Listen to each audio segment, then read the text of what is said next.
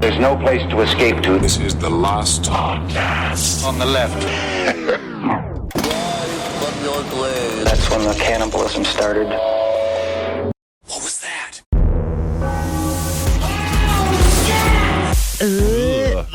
My voice isn't warmed up yet. Let me get my voice warmed. Oh, no. You gotta do it like mine. Monday, Tuesday, Wednesday. They are days of the week. They are days of the month. That's Thursday. not how. That's not Friday. a warm-up. I can drink today. It is Friday. It is Saturday. I can drink all day today. It is Saturday. It has to be a is limerick. Sunday. It has to be a limerick type. Runny eggs, sticky legs. There you go. It kind of works. Oh, and my voice is warmed up. All right, welcome to the show. This is the last podcast. On the left, I am Ben Kissel. That's Marcus Parks. I think his voice is warmed up now. Thank you, Ben. Yes, my voice is as warmed up as it's ever been. Can you hear how oily it is? Oh, it's like the backside of a young Greek boy at a parliamentary meeting. So covered in olive oil. Yes. Is that what they use in Greece to have sex with each other, or is that a racist thought? No, I think that is a racist thought. Yeah, they just use lube like everybody else. Like everybody else does. But they do use grease instead of water at their parks. That's a different story. That is and really you slide fast because they like to come out and see they want the grass to look like the tops of their sons' heads. Right. Just spiked heads. They're like, yeah. Look at that. It's like, it's go to club. Grass is ready to go to club.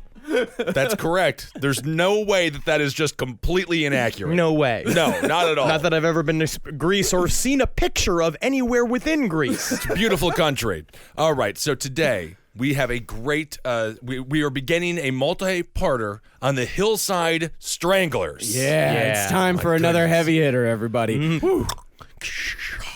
I'll catch the ball for you, little Timmy. Oh, I caught the ball. Well, you don't give it to me so I can have it manually? No, I won't. Life is cruel.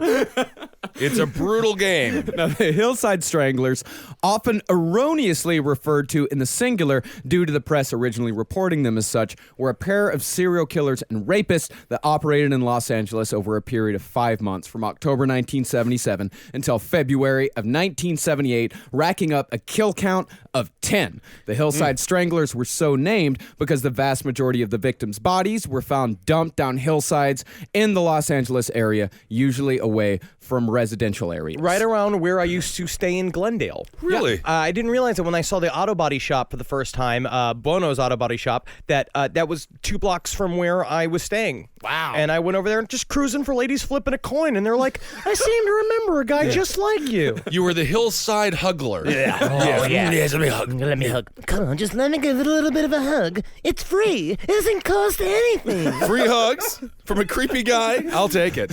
So they killed 10 in 5 months. So they were getting paid bi-monthly if they take that. If they got paid for it. Well, I think the body was the payment. It's for all of the payment? The body is the payment for your hard work. That is disgusting. Hey, I just see how your life. gears turned a little bit. No. Again, don't open up the curtain too far. We will all be arrested. Oh, I see. Now, the perpetrators were a pair of cousins by adoption. Kenneth Bianchi, the more submissive of the two, and Angelo Buono, by far the more dominant, and among the most despicable creatures we have ever covered. Now, can you imagine at some point when they said Hillside Strangler and they're looking at it and Bono's literally be like, you mean to tell me they don't think only one guy can do what we do? I think that they should look at our stuff and think, it's got to be like 9 or 10 guys. Cool guy. Yeah. Oh, yeah, buddy, yeah. Don't worry about it. I use mayonnaise to make my hair stick back. Oh, that's not bad. I'd like to lick your head. But before we get to that piece of shit, let's start with the life of Kenneth Bianchi, or as he was known to his friends, Kenny. I'm surprised he didn't go by Kennifer. Yeah, Kennifer sounds good. Well, he had to marry a Jennifer. No, Kenneth Alessio Bianchi was born in Rochester, New York in 1951 to a 17-year-old alcoholic prostitute who immediately gave him up for adoption. The official adoption report described her as, quote, a pathetic creature of limited intelligence. You know that she was kind of funny accidentally. Yeah, but can we just say this guy who wrote the adoption report, he's editorializing a bit. Just come on, the buddy. facts, okay? Come on, buddy. Just write where he came from. You don't have to quantify the mother. Yes. What I would also say is I like is in true crime in general, the way they describe women in the past is about how like you got a book that called her a prostitute, where I was reading the Darcy O'Brien book where they describe her as a happy-go-lucky go-go dancer. I like the latter. I think that's how I'm going to remember his mother. I just think a happy-go-lucky 17-year-old go-go dancer. 16 when she got pregnant. That's all right. She was a performer. Yeah. Now, Kenny was placed in a foster home into the care of an elderly alcoholic woman who shuttled him from neighbor to neighbor, depriving the child of any real human connections for the first 3 months of its life. And although not quite the same, this is very interesting. The famous Harlow experiments of the 1950s demonstrated how important this connection can be to a person immediately following birth. Whatever. My mom tossed me around like a basketball with all the other doctors while the Harlem Globetrotters theme played, and it just it embedded, and it made me a born performer. For some reason, I feel like your parents wouldn't let you be held by a black person. So I'm going to have to call you out on a violent lie. Now, in this experiment, rhesus monkeys were separated from their mother at birth, then raised by 2 surrogate monkey mother machines. It's just fun to say monkey mother machines. I mean, it sounds like a children's book that ends up very sad. Right. Now, one machine dispensed milk, but was made from bare wire mesh. The other monkey machine was made of terry cloth, but dispensed no milk whatsoever. Invariably, the monkeys chose to cuddle with the terry cloth monkey instead of drinking the milk that they needed to survive. Now, dog meat, didn't your parents do the same thing to you, but instead of milk coming out of the fake monkey's teat, it was brine? Oh, that sounds good. That's why you like pickle dinner so much now? Oh, man, I had pickle dinner last night. You did? Yeah, me and Pickle Girlfriend. You know what it comes down to? Is her Does she know? podcast nickname the Pickle Girlfriend? Because she's not going to enjoy that. No, she's going to hate that. She's really going to hate that. She actually loves it. What I would say is Well, the that's a pickle match. dinner thing is going from a cute thing to a sign of extreme poverty. But he's not. He's wealthier than he's ever been. I just don't get it. Now, in another experiment, 2 monkeys were given 2 separate monkey machines, one wire mesh and one terry cloth, but this time, both monkey mother machines dispensed milk. And although both of the monkeys nursed from the bottle, the behaviors of the monkeys were wildly different. It's wrong to say to open a coffee shop named Harlow's where the milk dispensers were these terry cloth covered and wire mesh monkey mothers. I would absolutely love to go there, and it would make sense the coffee is $5 then. And it would be good. Now, when the 2 monkeys were scared by loud objects, the object of choice by Harlow being a large teddy bear that constantly beat a bass drum, the cloth monkeys retreated to the quote-unquote mother, while the wire monkey just rolled around on the floor screaming. Like a go-go dancer. Like a happy-go-lucky go-go dancer. Yeah. And Harlow found that this mimicked the behavior of children that were deprived of both physical and emotional contact as babies, as well as that of institutionalized adults. You know, I'm just happy that the bass player, the drummer from the Chuck E. Cheese band, he got all that work. Got all that word. It's just like, they said I was out. They said that I was living too close to the edge, but I showed them the brand continues. So what are you doing now? Oh, I'm a fake monkey mother in a laboratory somewhere. They won't let me know where. They blindfold me before I go in, but I get all the cigarettes I can consume. All right.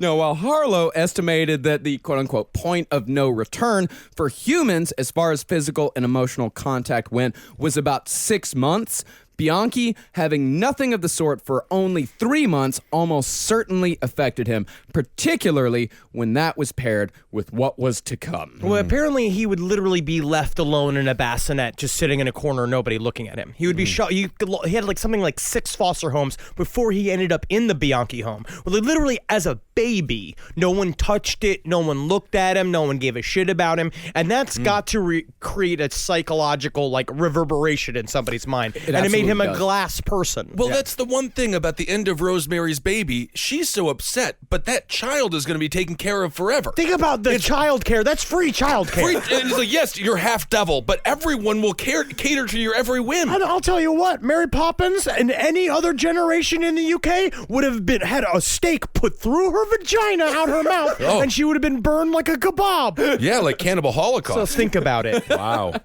Kenny was adopted 3 months in by Nicholas Bianchi and Francis Cioliano Bianchi. Good, just traditional Italian names. Cioliano Bianchi? Yeah. It means crooked back bitch. Because that does not mean that. Bianchi means bitch in Italian. No, I don't. Now, she was an extremely neurotic woman who would do untold damage to her son throughout the course of his childhood with constant smothering and an almost pathological obsession about Ken's health. Now, at first, that was limited to insanely frequent doctor's visits for minor ailments, but that all changed when, in 1957, Kenny fell from a jungle gym at school and banged his head on the ground. Oh, no. I fell off the top of a table in the lunchroom while I was doing a bit of a show. I was getting some attention to myself, and I fell off the top of the lunch table, bashed my head against the radiator, and I completely knocked myself unconscious, and they left me there because they thought I was making a joke. Yeah. And, of course, a radiator is just a radiator with cool glasses on it. Yeah. I used to do somersaults into the corner of my walls. Man, I swear to God. no sign of weird levels of autism in either one of us. Not at all. I used to drink milk through my nose. Oh. Kids loved it. You're weird, Marcus. That is the weird kid. Weird. He's weird. Yeah. Now, as we all know, serial killers are lousy with head injuries. Almost 25% of serial killers and mass murderers either had a definite or suspected serious head injury at one point in their life, most of them suffering from it in childhood. And following the injury, Francis took Kenny out of school for the rest of the year and isolated him in their home. I had to go work at the newspaper stand selling oranges with the other orphans.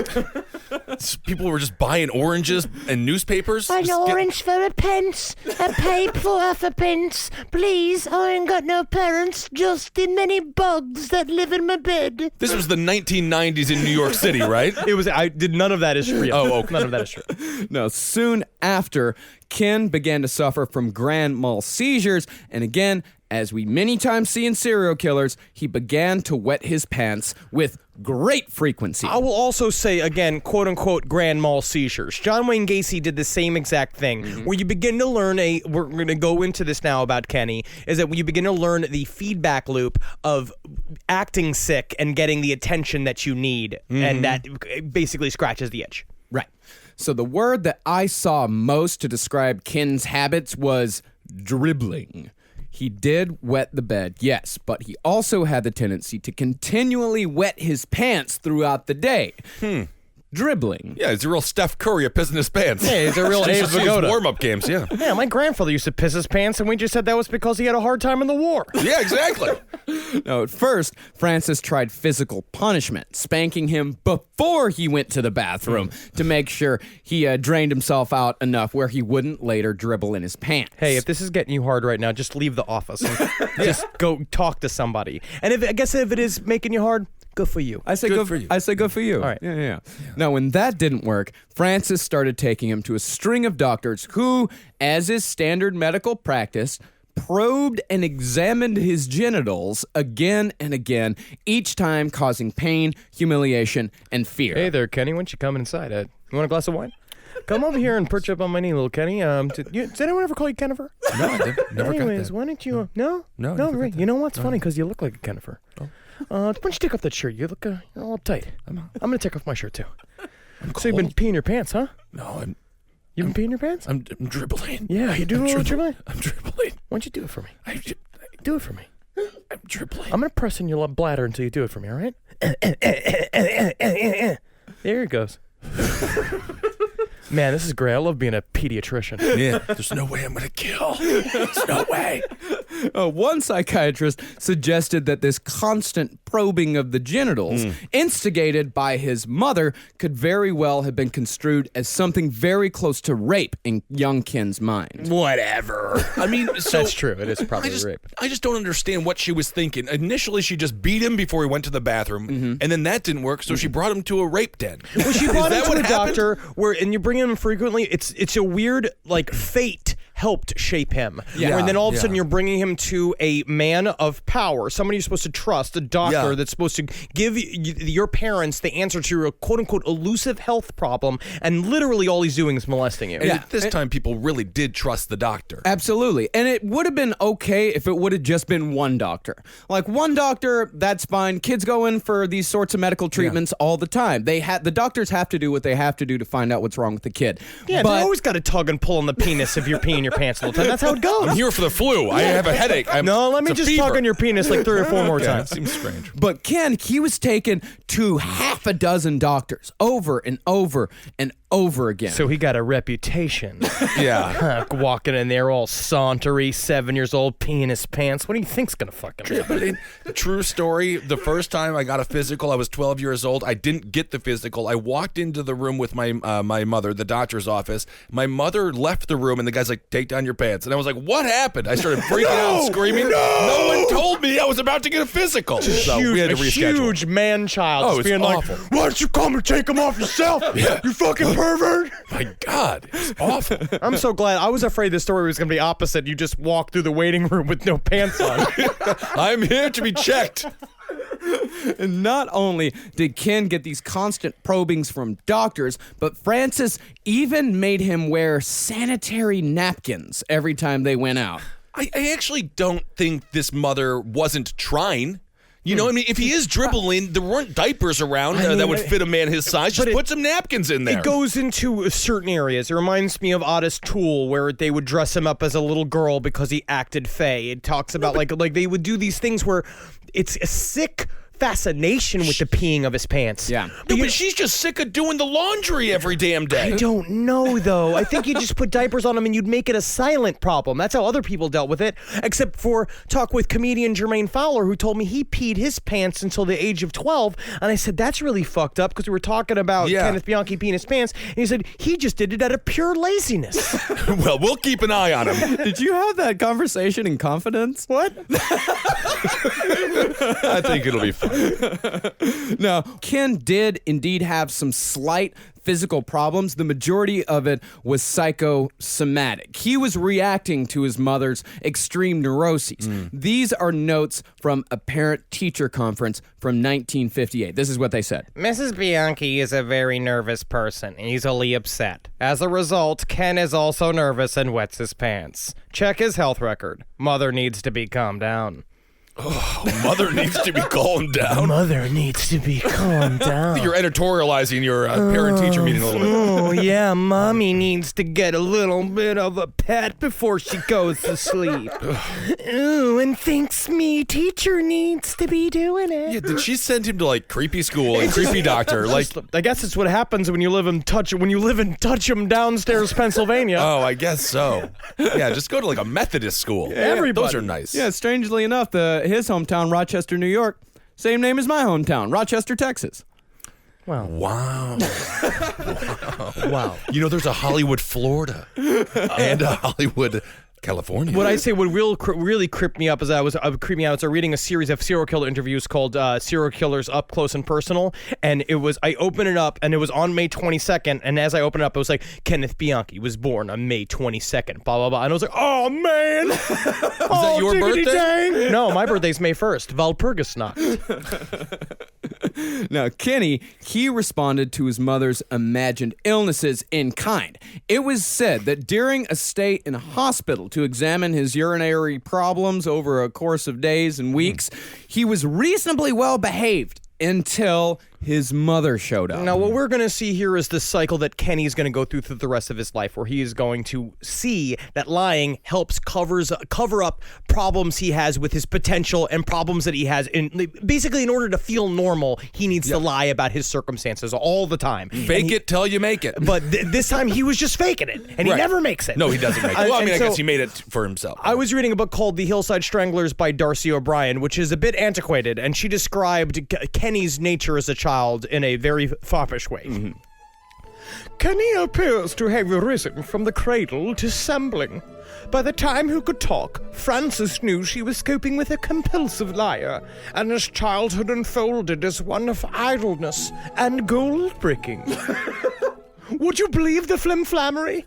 Would you believe the charcuterie that comes from the mouth of this babe? I mean, if you have a child who is a liar, put them in acting school. That's all they are. That's all we do. That's all you people do. I put on a fake name. I put on clothes that are not mine. I'm no one and everyone.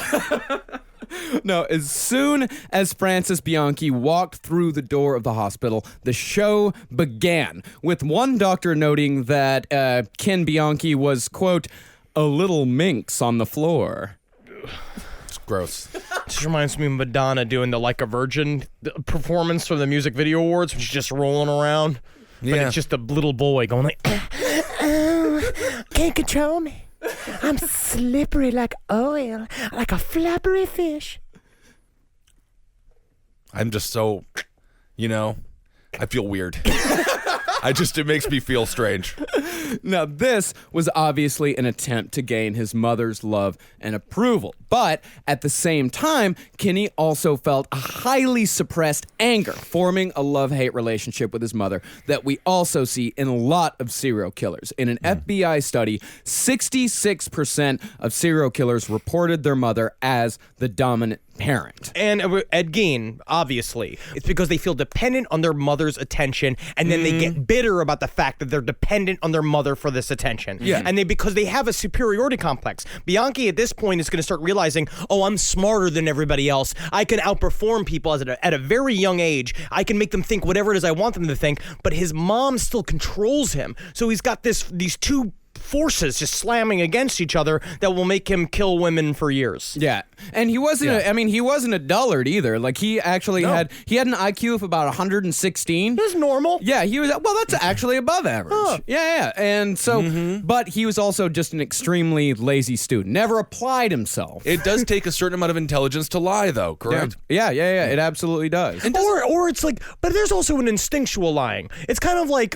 Otis Toole or Henry Lucas, where they just kind of have that muscle kind of built into them to be a little thief, be a little criminal immediately. Yeah, they were actually very good at it. Kim Bianchi was actually very bad at it. Yeah. He was just a pathological liar. He would lie for no reason whatsoever. And in fact, when they asked him as an adult why he lied so much, he said, "Beats the crackers out of me." Meanwhile, he's just got a fucking tie around a woman's neck. He's like, oh, golly gee, I don't know how I got myself in this circumstance. Beats the crackers out of me.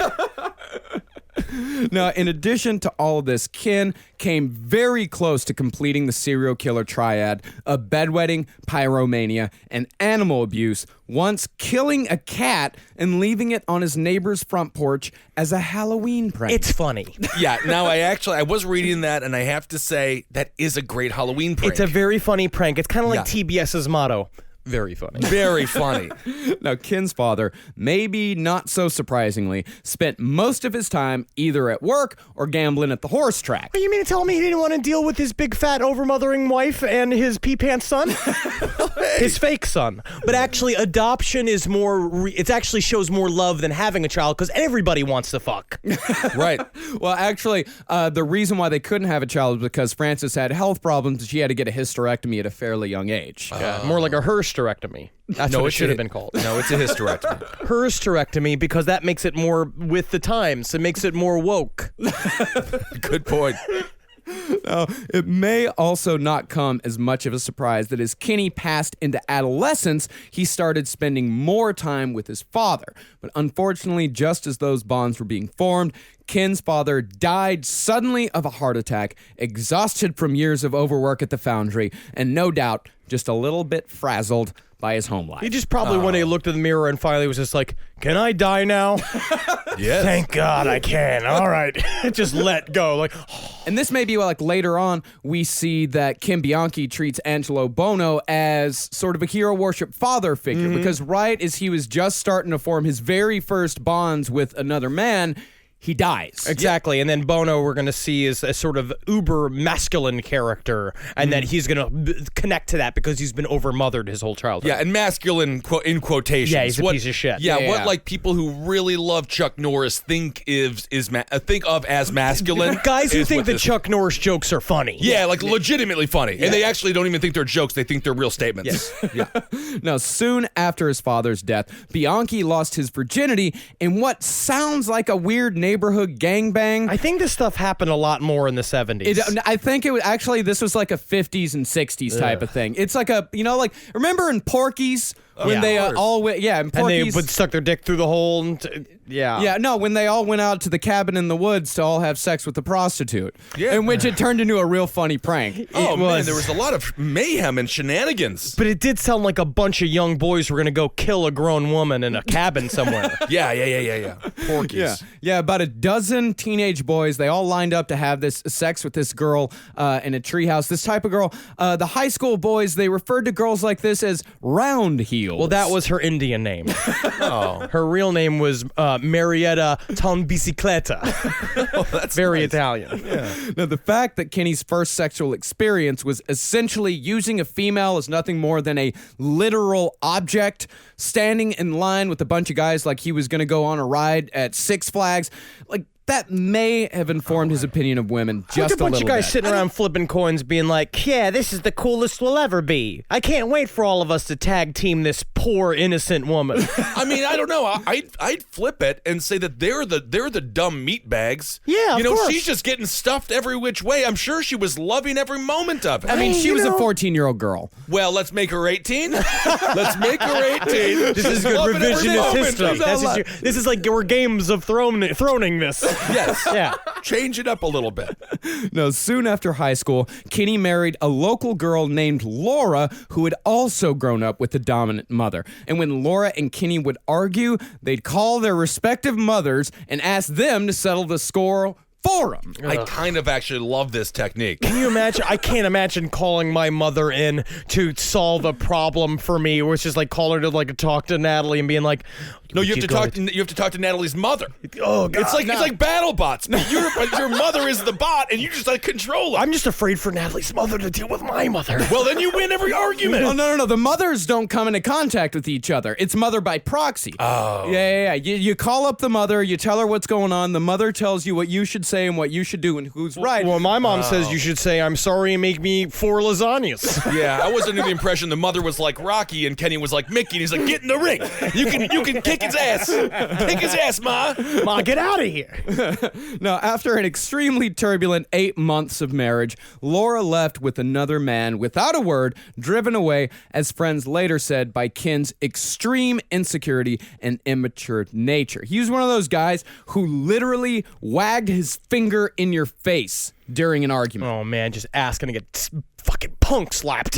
Yeah. But also, Bianchi, at this point, was going through Catholic school, and Darcy O'Brien says that it left a very specific impression on him about women, where he had the very classic virgin whore mentality about women. And so with her, he could go and fuck whoever he wanted, but she had to show up when he called her. Like, she had to show up, be where he basically tell him her plans for the entire week, and she better stick to it or he was going to freak out. Yeah, exactly. And that mother whore complex, I mean, boy, howdy, did that put one hell of an impression on him. Well, boy, howdy, did it ever.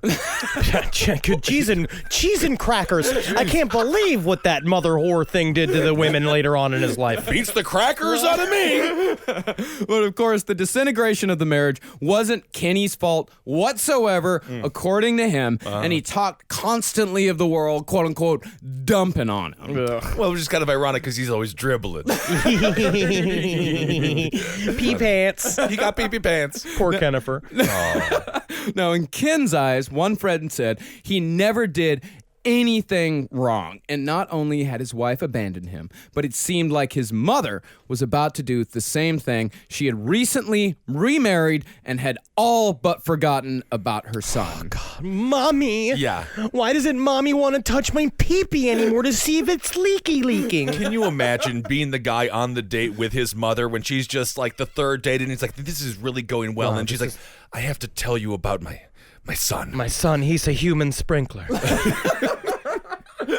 Now, it is very interesting to note that between 1971 and 1973, 3 women were strangled to death in Rochester, New York, the first woman dying around the time that Kenny's wife left him. It's very weird circumstantial coincidences about Kenny's time period at this point, with the falling out with his wife, his mother marrying the other man, and these murders. It's called the Alphabet Murders, which is they were called the Alphabet Murders because their names were alliterary names. All of the girls murdered had the first letter was the same for their first name and their last name, and it was connected to that letter was the same first letter as the places around Rochester where they were found. So it was a very highly put together murder sequence. Somebody was purposely killing girls in this way, pretty eerily similar in the way that the Hillside Stranglers would go on to kill women, and Kenny was also lumped into the investigation for that, but there was no evidence to convict him. I mean, I gotta say, it's better that they're purposely killing them as opposed to accidentally, because what a terrible day that would be. Or if you're the I just killer, accidentally strangled 3 women. But no, you look at the killers looking at me like, look at all the letters all matching up. That's kind of funny. Kind of funny. That's kind of funny. That's funny. Yeah. No, I mean it's a very. I really don't know if Kim Bianchi was responsible for this murders, because it doesn't necessarily fit in with the serial killer habits, because these women died from 1971 to 1973, but there was still a period of 2 years that Kim Bianchi lived in Rochester, New York, in which no women were strangled in this manner whatsoever. That's true, but it's very it's just highly coincidental. It's very coincidental, and it's very interesting because there are killers that we've seen that could possibly connected to murders beforehand. You know what I mean? It's like you look at Otis Toole, look at people like that, where it's just they kind of had a weird shitty past where they were in a bunch of very interesting circumstances for them to be in for later on to be a serial killer. Well, Dahmer took quite a few years off after the jogger. Yes. Yeah, I mean, he never, well, after the hitchhiker, yeah. The hitchhiker. Yeah. He did take a couple of years off. That is true. But this is an escalation. Yes. You don't necessarily, after that initial escalation comes, usually these guys don't stop until they're caught. Now, Ken Bianchi stuck around in Rochester, New York until 1975, when he decided it was time to pull up his stakes and move out to sunny California to live with his cousin, Angelo Buono. Now, apparently his mother, Kenny, called Angelo Buono and said, "Can my son go live with you because he needs a strong dude to hang out with?" And Angelo was like, "Yeah, let's do it. Yeah, I teach him the ropes because he's got to know how to fuck." And she's like, "Okay, well, that's great. Thanks." Yeah, because Kenny was 26 at the time that he moved to L.A., and Angelo Buono, he was 41.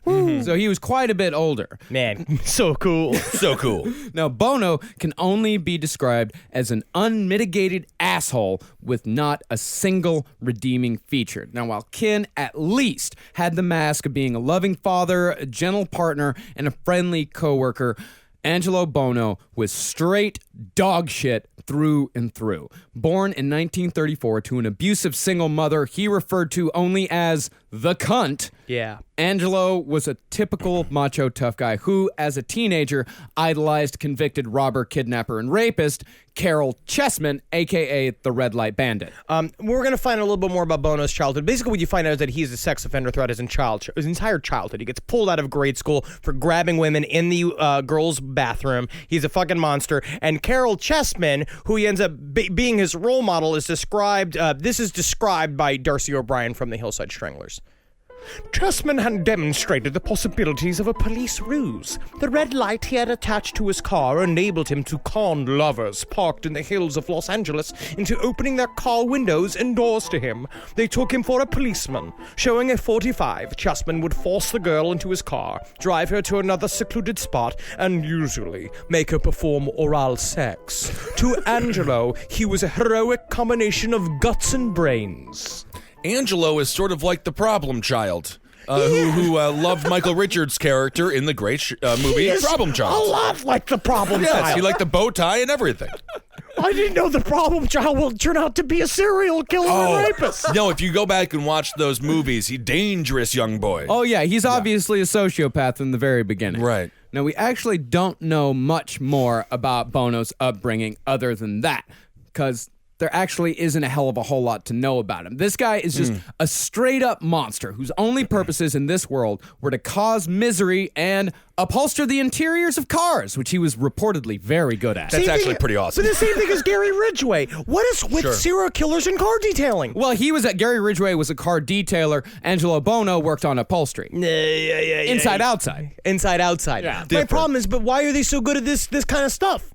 They work with their hands. They like the leather. Yeah, but it's not. I guess when you look over and he's putting a new leather upholstery on the seat, and he's just like, God, this fucking bitch, she doesn't want it. You, yeah, I'm gonna get it. Oh, I'm gonna fuck you. I'm gonna fuck you right in your ass. I'm gonna fuck you right in your ass, you fucking car seat. Ah, it looks nice. You do wonder if at one point he did such a good job upholstering somebody's car that person picked up the car and looked at him and said, you know what? Even if you were a serial killer, I like what you did. I like the way it looks. I like the way it looks. And you know who said that? Frank Sinatra. Yep. Is that right? Baby blue eyes. Wife beater and crooner Frank Sinatra. Oh, isn't that something? Isn't it fun? Yeah, Yes. Bono did work for him.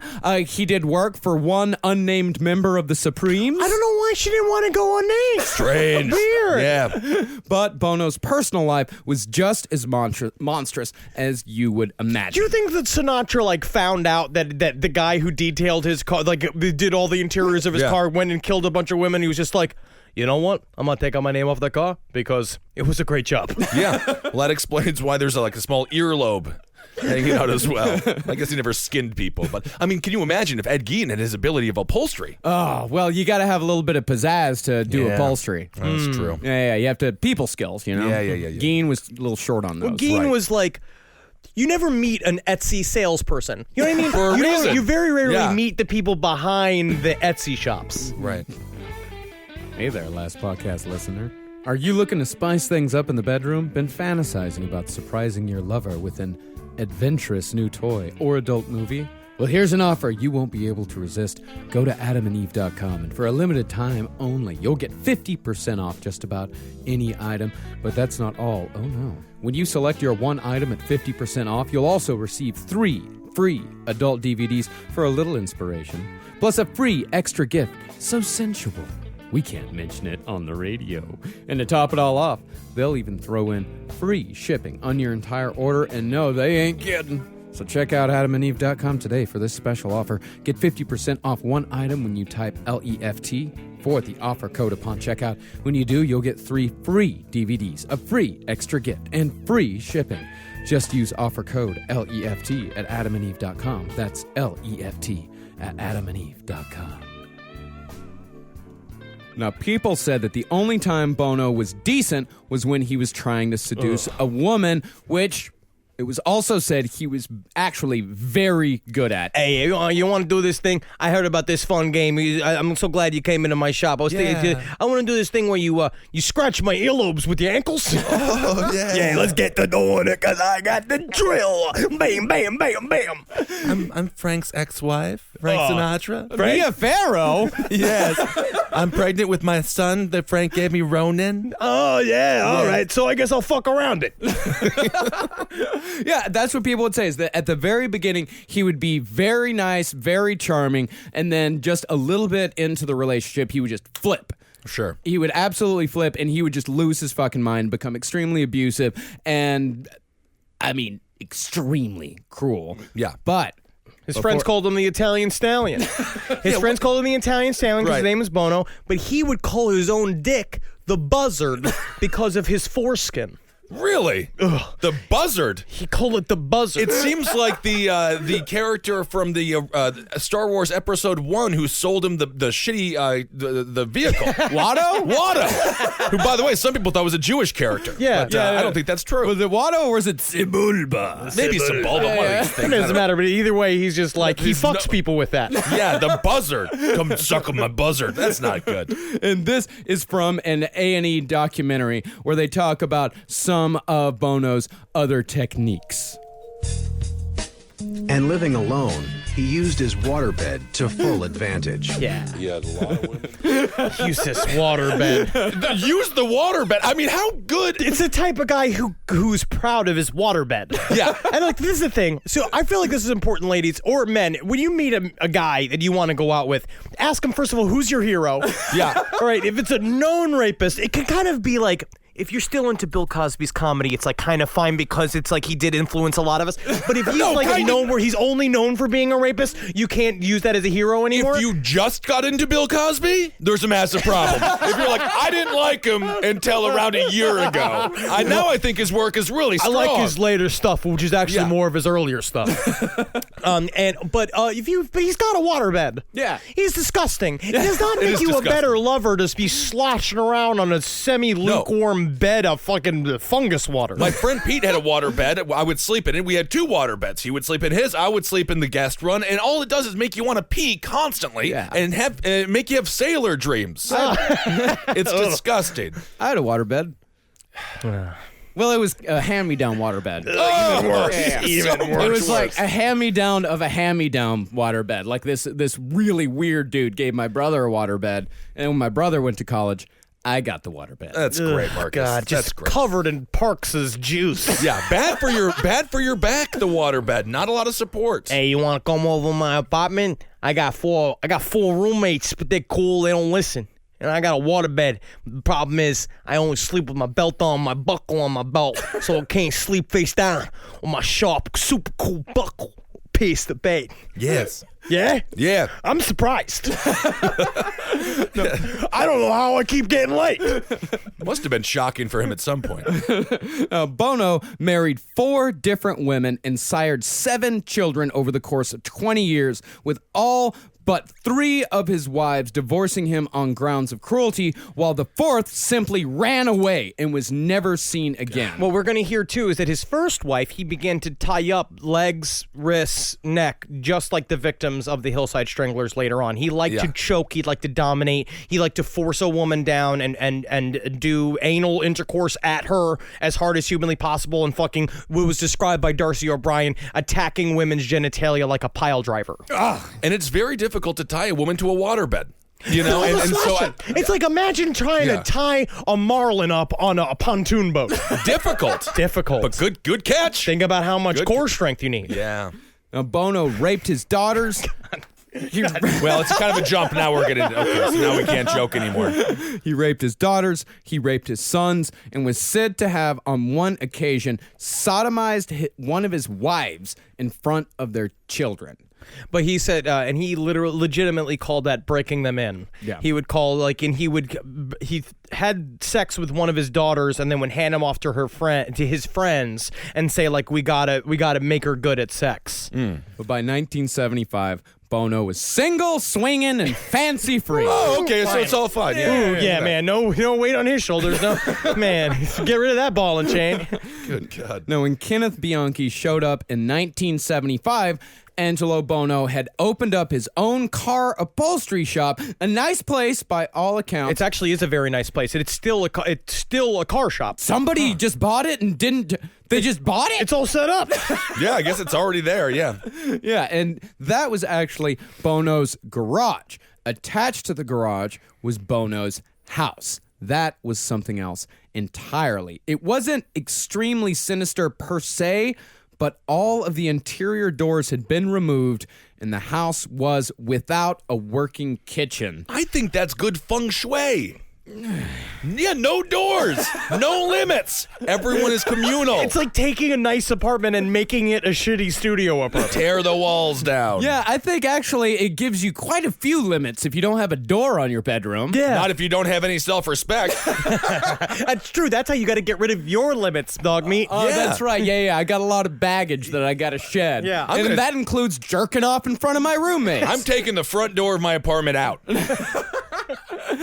Now, since he didn't have a kitchen, Buono ate out for all of his meals, and it was said that he usually stuck to his favorite dish, liver. Ooh. You know, it's fine. I've eaten liver. Yeah. Yeah, I know. It's not as good as the other organ meats. Yeah, I know you love entrails. If he said something like it was sweetbreads, which is sweet with the gland meats, is the thyroid glands of an animal, that's where it gets rough. Yeah, but every meal... I like how it tastes like blood. So because I'm sick of biting my own tongue in order to go to sleep. Yeah. I can't say that this is what I have to do. I eat out for every meal as well. We It's just got bachelor's life. Well, we got the gas turned off in our apartment. Yeah. Yeah, they you can't- can afford, gas is like $15 a month. It's the principle. You know what? It comes down to principle. That's how you begin to. That's how a grown man becomes homeless. No. We didn't. The You're gas like- bills. It's like you're homeless within your own I'm home. not even going to get into it. John Doe owns the gas. I'm not John Doe. So I'm not paying the bill. Interesting. took the But I gas. would also say, too, is that that's a very extreme bachelor's lifestyle. That's how my dad ate. Yeah. When my dad talks about his bachelor life in the early 70s, it was kind of like this. He's like, I owned one recliner. I had a glass coffee table that your mother made me throw out. And he had a towel nailed to the wall for a curtain. He's like, yeah, just eat beans. Yeah, Eat nothing but beans. I know it. So now we've finally got Kim Bianchi and Angelo Buono living in Los Angeles. Now Together again. Na, na, na, na, na, na, na, na, na. I think that would be a good little theme song for them. But copyright says that we can't use that. Oh, I see. Now, there are some conflicting reports on the personal nature of Bono and Bianchi's relationship. Some say that the two hated each other and only worked together because they made a good team like Laurel and Hardy. Oh, Paul McCartney and John Lennon. Scottie Pippen and Michael Jordan. See? That tension. Yep. That's what you need, a little tension. You need a little bit, because you want to constantly be one-upping the person silently. Yeah. Yeah. With tying girls up. Yeah, it's different, But most of the sources that I read say that it was more of a hero worship situation on the part of Bianchi. Ken, heartbroken and no doubt full of hatred for women, showed up in L.A. to find a 41-year-old bachelor with dyed black hair, rings on his fingers, and an almost endless stream of women. And they would talk about they met, and he's just like, you don't know, though. I come out to my fucking life out here. I am up to my hip bones in pussy juice. Yeah. And Bianchi's just like, that sounds great. Yeah, this is Fucking what fuckers. this is what one investigator said about Bianchi's, luck with women. Bianchi had a tough time with broads. I mean, he may have been glib and a smooth, sweet talker, but most women saw right through him. He had no substance. Why does the detective always seem like more of a jackass than the murderer he's talking about? They say, I will say, in reading and listening to documentary footage about the Hillside Stranglers, the word broads is thrown around quite a bit. Women would be good. Or just Victims. anyone, or victims. I'd say victims, or ladies. But we're going to see in their relationship a thing that serial killers do a lot of time that I find incredibly fascinating, which is they physicalize the symbolism of their actions. And so what we have right now is like John Wayne Gacy. He would have to go to the basement to do his secret crimes and secretly be gay, right? Ed Gein would have like his house was boarded up, where his mother's rooms were boarded up. So like symbolically, they were perfectly held in memory while he could live his weird life outside of the rest of the rooms that he could degrade and shit because they weren't his mother's rooms.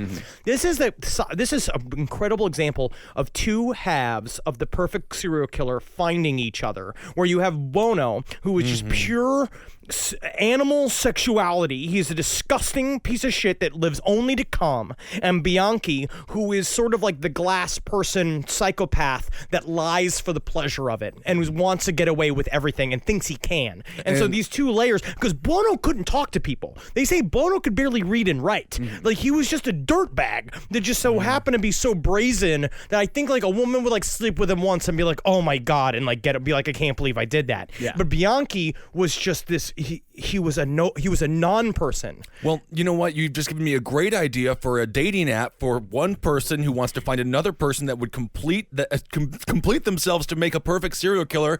It's Tenderizer, and you can download the app. It's going to be big, and you just swipe right if you see someone that you think you could murder with. I could fuck next to that guy. Yeah, that looks good. I wouldn't mind if his spunk like hit my knee. Like I wouldn't freak out. Yeah. Ken saw Buono as a role model because Ken was an extremely immature person. They absolutely both were, because Buono was the type of person like a 13-year-old scumbag would idolize. Exactly like Buono idolized Carol Chessman. And Bianchi was kind of frozen in childhood because he just never kind of grew up out of it. He was always kind of act like a petulant kid that when he didn't get what he wanted would throw tantrums. They seem like the kind of guys who would take Jesse James's side when he cheated on Sandra Bullock. Yeah. It seems like they would be like, yeah, Dito Fonteese, she is hotter than Sandra. Sandra Bullock must not have done him right. Yeah. And you know what they also remind me of? Villains from a Stephen King novel. Yes. They remind me of the bullies from It, or what you brought up earlier, Kissel, was sometimes they come back. Yeah. Absolutely. But whether Bianchi hated Buono or not, we definitely know that Buono strongly disliked Bianchi. What I kept thinking about as well is like, you know those old Looney Tunes cartoons where like there were the two bulldogs, like the big gigantic tough bulldog and the little tiny bulldog Come that on, was come on, always... let's rape it, big dog. I don't remember that episode. Oh, that was one of those banned ones, like the one that all the super Vietnamese, racist Japanese ones. Yeah, or Scrappy and Scooby-Doo. Yes. Yeah. Now, after a few months of sleeping on Angelo's couch, Bianchi was forced out by his cousin and got his own apartment. And in November of 1976, Bianchi met a woman he would eventually father a son with, Kelly Boyd. Now, Kelly was, by all accounts, a painfully normal woman that perfectly matched Bianchi's, as Henry said, glass-like appearance. She said that Ken was gentle. She said that he was a kind man to her at every turn, and the two moved in together in early 1977. Now, you remember, the one thing that we didn't really cover is that Ken also had a fascination with being a police officer. When he got out of high school, he applied to be a police officer, and they said no, he didn't have what it takes, so he became a security officer. And a part of what he'd do, as a security guy, he would walk around, he'd steal stuff to give to his many girlfriends. So at this point, he's bumming around doing security work, but he feels a sense of inadequacy. Right. He wants to do something more. So he decides he wants to get into the therapy business, which is true. He wanted to be a psychotherapist, because his friends said that he gave great advice, but the problem is that he was a terrible student, and so he couldn't go through the school to take psychology classes. Well, the reason I got into podcasting was because my friends said I was great over the phone. That's true. But You're great over the phone. What's so weird about the people who want to become a cop and they fail to become a cop, you have the George Zimmerman effect. Yeah. Oh, Where then absolutely. he's John just Wayne like, Gacy. John Wayne, like George Zimmerman was just like, I'm getting in my car, I'm patrolling the streets, and we're like, we didn't ask you to do that. Don't do that. You're a fucking moron. You're an idiot. Yeah. Ugh.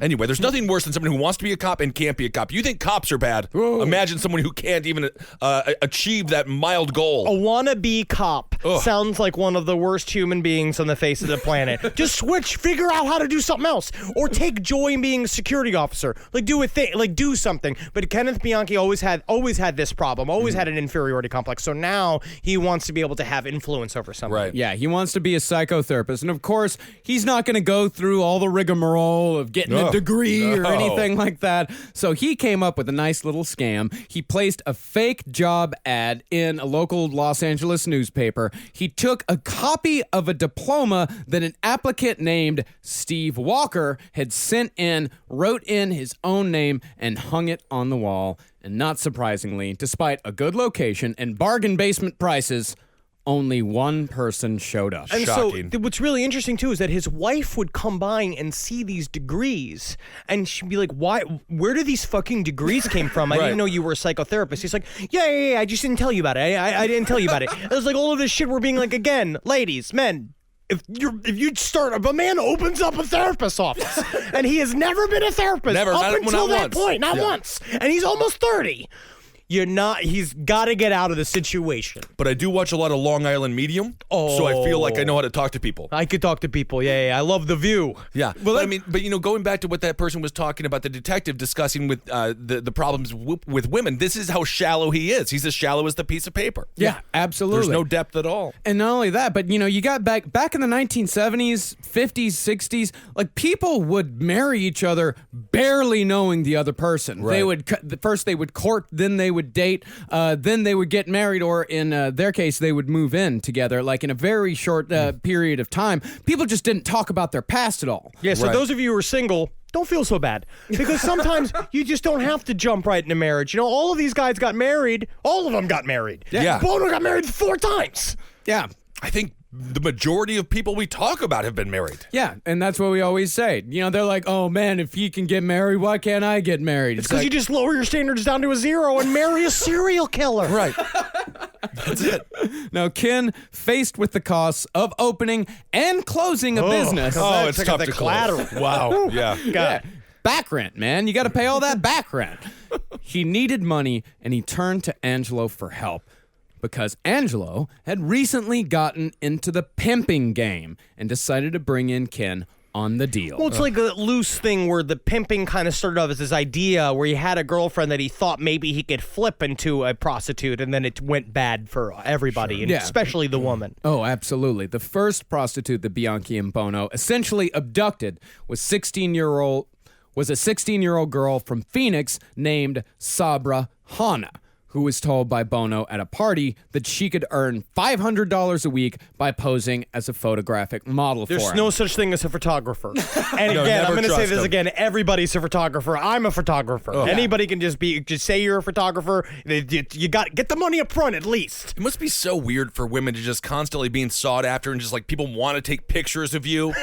Someone did take a picture of me on the subway because it was I was so freakish. Why? Because you're tall? Yes, and as a matter of fact, did you ask them that? No, I went to a bar randomly to meet up with my friend Jason Kepper. You know Kep. Oh, yeah. And this woman looks at me. I'm like, why are you looking at me? You know, I thought maybe she knew me from Fox or maybe she's a fan. Something, yeah. And she looks at me. She said, I'm so sorry. I said, why are you apologizing? She said, I took a picture of you on the subway today because you were so big.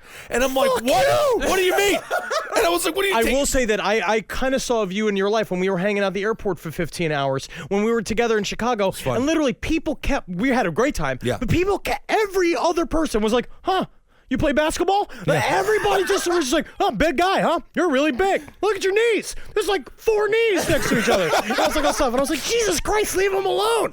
He's not even that big. I'm not that big. No, I've known much larger gentlemen than you. For example, fatter. Your brother. That's Your correct. brother, My he- 6'11" brother. Yeah, and he's got bigger knees and a wider head. He wears skirts so people can see them. Anyway, I digress. Now, desperate for money, Sabra moved into Angelo's house and was soon forced into doing jobs. Bianchi took to the pimping business like a duck to water, having finally been given the opportunity to treat women the way he'd always wanted to treat them, free of personal consequence. If a man ever says that he wants to be a pimp, he is a shallow, empty fuckface. Like, that is just, what an aspiration to think, oh, I want to sell humans to people. I know there's a slightly different cultural norm when it comes to pimping and things like that. I understand the confidence. I'm the whitest human being. I know that a pimping is not the easiest job, and it takes a strong back and spine to do it. But Yes.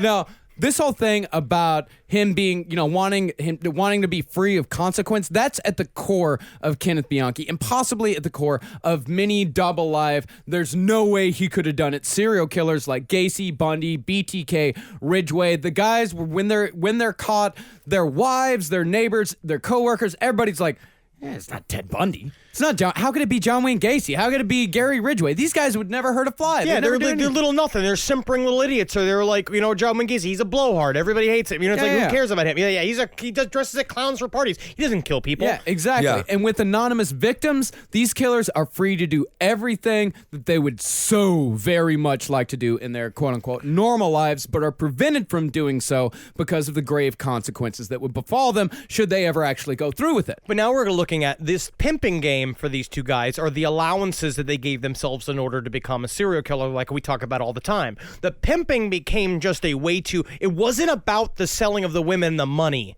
at this point. Because I think it started off as being like, we're going to make money and do what we love, quote unquote. But then it becomes about the violence and the ownership. Yeah. And that's when it gave them the, because now I see a touch of this power. It feeds me to want to then really strike out. And instead of doing all this corporate pimping business, I need to really get out there and fucking hit the indie scene. Sure. Yeah, that's what these guys do. They give them we talk about it again and again. They give themselves these little allowances that allow them to eventually murder, once every couple weeks, once a week when it becomes absolutely normal. But these guys are still doing it in consequence-free zones. And that's why virtually no serial killers are legally insane. They understand the consequences perfectly, and they kill anonymous victims to avoid those consequences. I do have to say, I have a poster in my apartment, and it does say consequence-free zone. And everybody knows I can eat whatever I want, and I can no rules here. No rule, consequence-free zone. Can't get fat on a Thursday. It should be like a no-calorie zone. Yeah. I think that would, because then it doesn't involve making your house sound like a place where women go to die. Oh, yeah. Good point. But Ed Gein, what we talk about, Ed Gein, though, was nuts. Ed Gein He was sick. He was legally insane. And These other guys, they're ill. They have antisocial personality disorder. They have definite problems with their brain. Dahmer was sick. Dahmer was sick, yeah. He just, but ambitious.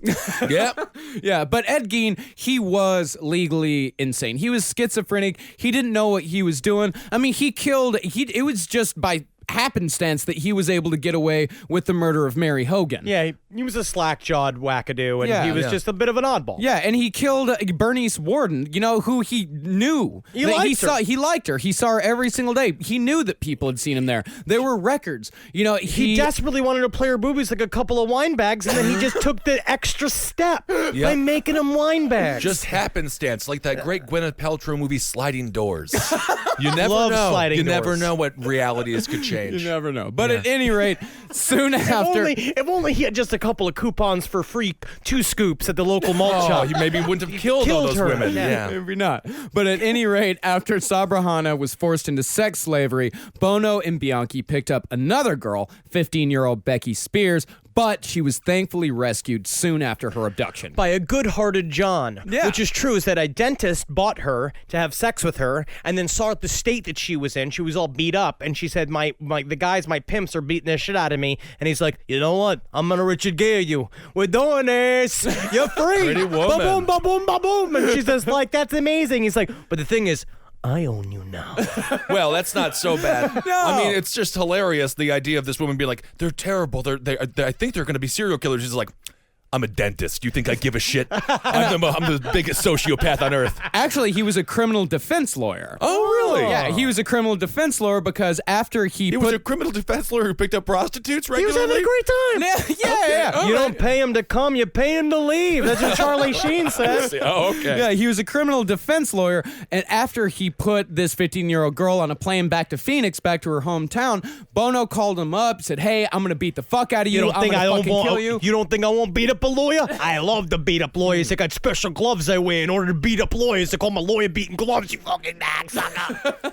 But because this guy was a criminal defense lawyer, he had connections with the Hells Angels. Yeah, you think you're gonna take these guys as angels? They're soft, fat little boys. They got little wings. They're gonna come over here. Oh man. You're big. It's hard to say what profession people hate more, a pimp or a lawyer. This is quite a feud. I think people hate pimps more. People always make lawyer jokes. You can say anything about a lawyer and people laugh. Yeah, and what do you laugh. call 10 lawyers tied together at the bottom of the ocean? A good thing? A good start. Yeah, Yeah. a good start. No, there's only been one pimp on network television. There's been a shit ton of lawyers. Sugar Bear was a hero. Huggy Bear. No, and the WWF. That's when he was doing it. The Godfather. The Godfather, Yeah. He did all right. Yep. Pimpin' was indeed not easy for the it was Godfather. hard for him. He had a bad back and terrible knees, and Stone Cold kept on hitting him with a chair. Pimping is not easy. Now, the drop in revenue caused Bianchi to miss payments on the brand new Cadillac he had purchased, and the car was repossessed, which only increased Bianchi's rage towards women. Now, the last straw for Bianchi came in October of 1977. Buono had purchased a list of clients from a prostitute named Deborah Noble, who delivered it with her friend Yolanda Washington. And during a bout of small talk during the transaction, Yolanda mentioned the specific stretch of Sunset Boulevard where she worked, a slip of the tongue that would soon prove to be fatal. Now, the list was supposed to be of clients who like to have prostitutes visit them in their homes.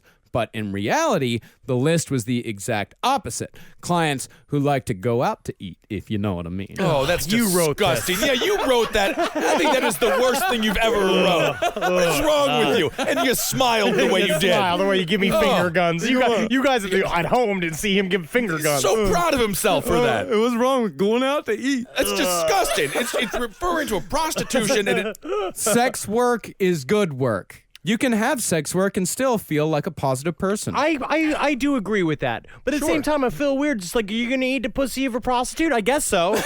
I certainly wouldn't say I'm going out to eat and then shut my door, get in my car, and then go trolling for prostitutes. But your wife's there with your child being like, I just made dinner. I'm going out. Yeah, I don't think she understands. It's an analogy. No, it's going to meet a girl in a room. It's like, because that's the thing, is that they call up the clients and say like, hey, I've got this girl. It's call-out service, yeah, right? call out, not call in. Well, what does it mean if you order the bloomin' onion when you're out? That's you're talking to Outback. I saw that once. Yeah, bloomin' onion. That's for a prolapsed asshole.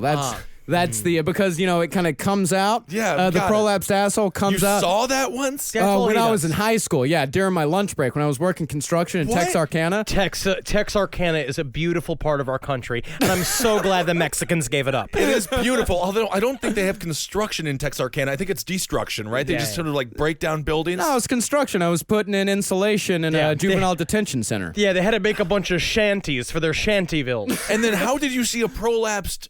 There was this guy that brought a suitcase of porn because we were journeyman construction it wasn't workers. a person. It was a magazine. wasn't a person. No, I didn't just see a it was lady. shown to you by a gnarly old man who showed you an old fucking dirty magazine he had from his fucking shithouse. He got busted for peeping on his own daughter. Okay. Well, Texarkana. another beautiful story from the heartland of America. No.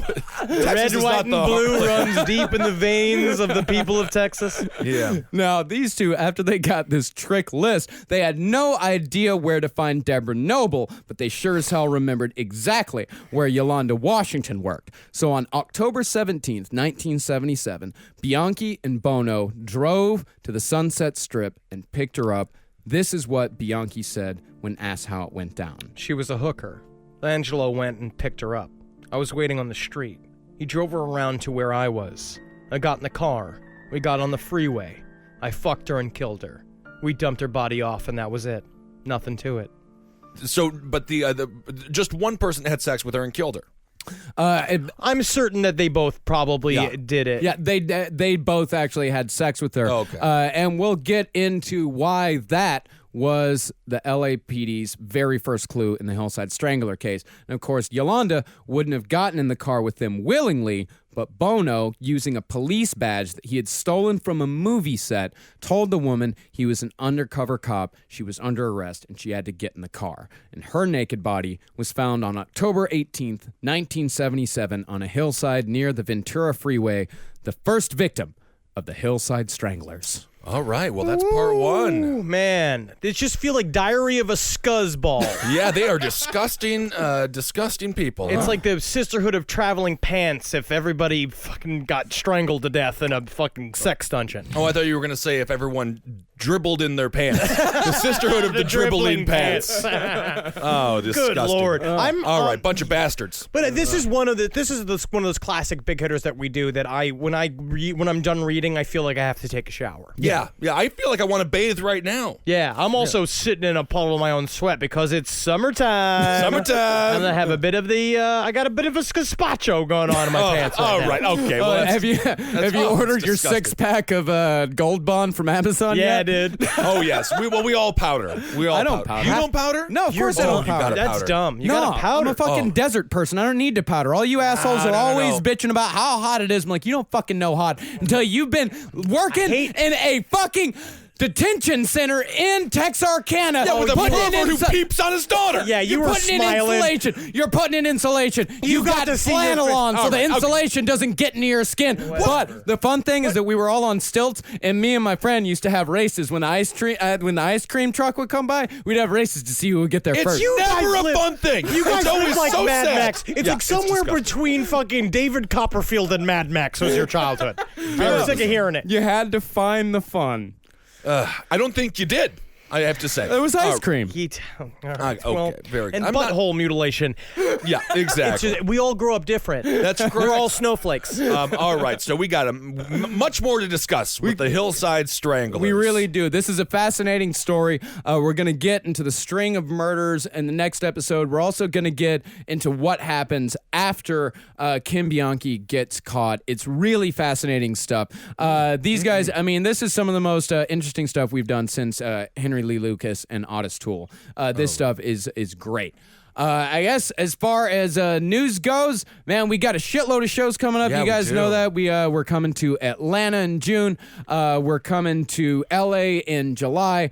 We're coming to the UK in October. Be sure to get your tickets for that. We're very close to selling out London. And we are also coming very close to selling out Manchester. Go to gigsandtours.com and search Last Podcast on the Left to get your tickets for that. I like this. I like to thank Anna Lewis and Rhiannon, who run a podcast called IRL UK, and they are great. They also write for Heat Magazine, and they're helping us out in the UK. But spread the word that we're doing shows there.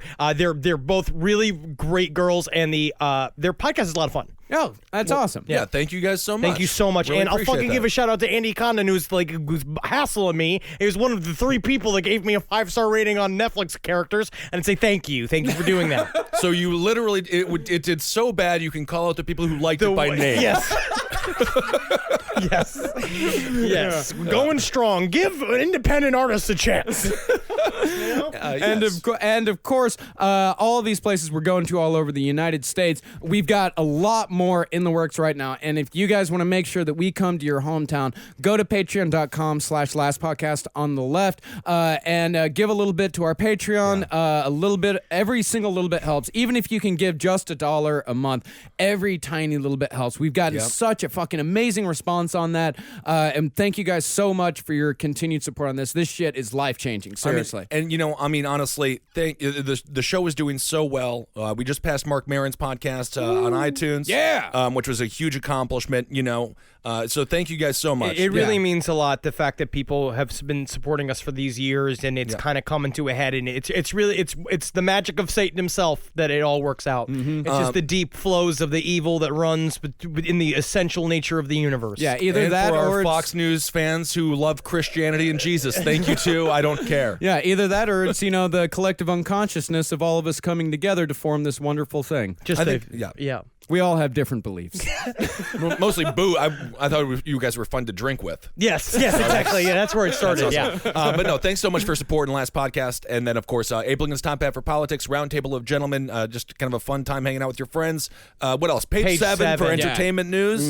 And sex and other human activities. No, I do not have a psychotherapy degree, but I never claimed to. No, thank God. Thank God. And You shouldn't. You should not do that. No, in fact, we have a disclaimer at the beginning saying that we are not medical professionals. No, they're the opposite. They're comedians. Or I guess you're not a comedian. No, Marcus. I'm a radio guy. I would literally call you a medical unprofessional. Yes, by definition. Yeah. And check out Marcus's show, The Lucky Bone Show. It's very good. Mixcloud.com/Marcus Parks. Thank you, everyone who's been listening. Okay, and I also have to bring a big announcement. I'm on Instagram. I figured out my password. Woo! I'm Ben Kissel1. I have 1,800 followers. I've used it like 4 times. So you can follow me on Instagram at Ben Kissel1 or on Twitter at Ben Kissel. Henry is at Dr. Fantasty.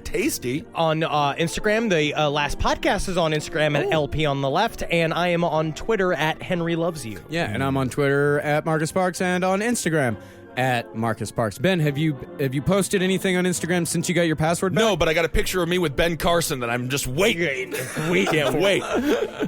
Hail yourselves. Hail Satan. Heil Geen. Help me. And Megustalations. For more shows like the one you just listened to, go to cavecomedyradio.com.